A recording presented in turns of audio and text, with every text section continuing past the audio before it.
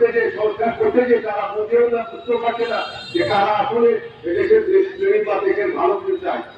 সেইভাবে এই সুযোগ করে তারা এই আলাদা ছিল না, এই প্রতিষ্ঠানের যার কোনো ভূমিকাই নাই, অথচ তাকে ঢাকা থেকে তাকে কিভাবে উপদেষ্টার সাথে ব্যবস্থা প্রশাসনিক ভাবে তার ব্যবস্থা দেওয়া উচিত এবং তাকে বাদ দিয়ে যারা চালায় বা যারা এই প্রতিদিকে এই কর্ম করে বা এই প্রতিষ্ঠানে আছে।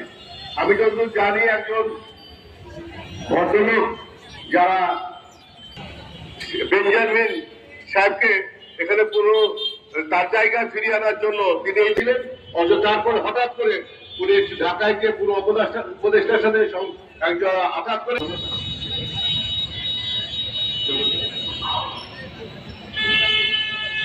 রাজশাহীবাসী এই গোষ্ঠী কিন্তু রাজশাহী বসবাস করে। আমরা পাশে থাকবেন।